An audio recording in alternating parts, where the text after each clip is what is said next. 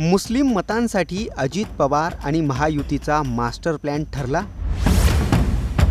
विधानसभा निवडणुकांच्या पार्श्वभूमीवर अजित पवारांनी राष्ट्रवादी काँग्रेस पक्षातील 10% जागा मुस्लिम उमेदवारांसाठी राखीव ठेवण्याची मोठी घोषणा केली आहे. एकीकडे महायुती सरकार वोट जिहाद म्हणून महाविकास आघाडीला टार्गेट करतंय, तर दुसरीकडे त्याच मुस्लिम मतदारांना राष्ट्रवादी काँग्रेस पक्षाकडे वळवायला अजित पवारांनी मोठी घोषणा केली आहे.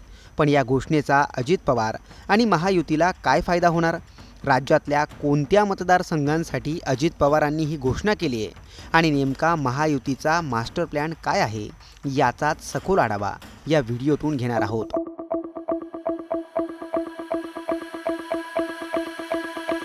जवळ 14 लोकसभा मतदारसंघामध्ये अशा जिहादी पद्धतीनं त्या ठिकाणी आपल्याला मतदान होताना दिसलाय. लोकसभा निवडणुकीत भाजप आणि महायुतीला मुस्लिम मतांचा फटका बसला. काँग्रेस, राष्ट्रवादी, शरद पवार गट आणि ठाकरे गटाच्या बाजूने मुस्लिम मतदार उभा राहिल्याचं चित्र दिसलं. यावरून थेट उपमुख्यमंत्री देवेंद्र फडणवीस यांनी हल्लाबोल केलाय.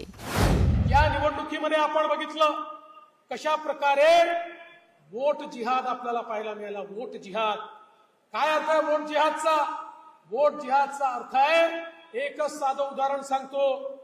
धुळ्यासारखी जागा, ज्या जागेवर 6 विधानसभेपैकी 5 विधानसभेमध्ये 1,90,000 मतांनी पुढे असलेला उमेदवार केवळ मालेगाव मध्य या एकाच विधानसभेत 1,94,000 मतांनी मागे जातो आणि 4,000 मतांनी निवडणूक हारतो. या निवडणुकीतला जो वोट जिहाद आहे, 48 पैकी जवळजवळ 14 लोकसभा मतदारसंघामध्ये अशा जिहादी पद्धतीनं त्या ठिकाणी आपल्याला मतदान होताना दिसलाय. लव जिहाद, लँड जिहाद आणि वोट जिहाद अशा तिन्ही जिहादांचा फडणवीसांनी उल्लेख केला. राज्यातल्या 48 लोकसभा मतदारसंघांपैकी तब्बल 14 मतदारसंघात वोट जिहाद पाहायला मिळाल्याचं देवेंद्र फडणवीसांनी सांगितलं. फडणवीसांच्या या वक्तव्याने अनेक राजकीय पडसादही उमटलेत. आता महायुती हिंदू मतांच्या बळावर विधानसभा निवडणुकांना सामोरे जाईल का, असे तर्कही या विधानावरून लावले गेले.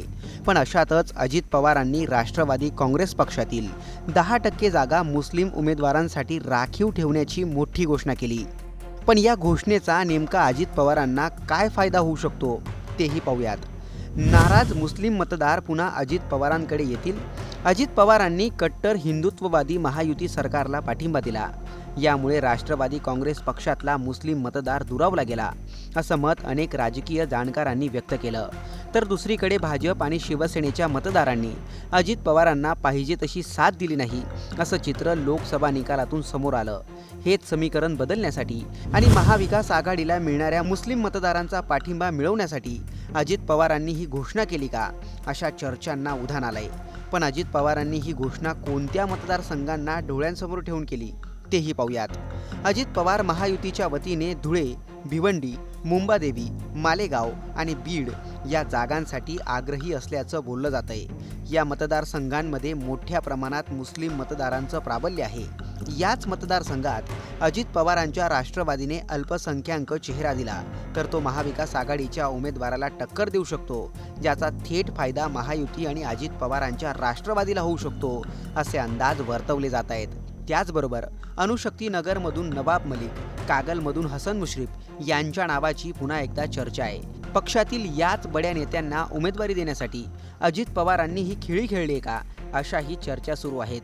नवाब मलिक यांनी शिवाजीनगरमधून निवडणूक लढवण्यासाठी कंबर कसली आहे. समाजवादी पक्षाचे अबू आझमी यांच्या विरोधात त्यांनी तगडं आव्हानही उभं केलंय.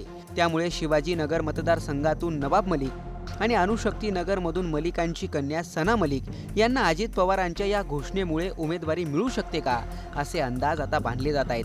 त्याचबरोबर काँग्रेसमध्ये नाराज असलेले जिशान सिद्दीकी देखील अजित पवारांच्या याच घोषणेमुळे राष्ट्रवादीत प्रवेश करतील, अशी कुजबूज आहे. असं झालं तर जिशान सिद्दीकी यांना वांद्रे पूर्व मतदारसंघातून उमेदवारी मिळण्याची दाट शक्यता आहे. कळवा मुंब्रा मतदारसंघातही अजित पवारांना या घोषणेमुळे जितेंद्र आव्हाडांसमोर मोठं आव्हान उभं करता येणार आहे. ठाण्याचे माजी नगरसेवक नजीब मुल्ला यांना अजित पवार जितेंद्र आव्हाडांविरोधात उभं करतात का हे पाहणं महत्त्वाचं ठरणार आहे. आपल्या पक्षातील उमेदवारांना ताकद देऊन अल्पसंख्याक आणि मुस्लिम बहुल मतदारसंघ जागा वाटपात आपल्याकडे खेचून घेणं, महाविकास आघाडीच्या बाजूने जाणारी मुस्लिम मते आपल्या पारड्यात घेणं आणि हिंदुत्वावरून आक्रमक झालेल्या महायुतीत सेक्युलर भूमिका स्वीकारून राष्ट्रवादीकडून दुरावलेला मतदार पुन्हा एकदा जोडून घेणं, अशा 3 गोष्टींच्या माध्यमातून अजित पवारांनी एकाच घोषणेतून 3 पक्षी मारण्याचं काम केलंय, अशा चर्चा आहेत. लोकसभा निवडणुकीत भाजपच्या कोर वोटरने अजित पवारांना स्वीकारलं नाही आणि राष्ट्रवादीच्या मूळ मतदारांनीही अजित पवारांना नाकारलं, असं लोकसभा निकालातूनच अधोरेखित झालं.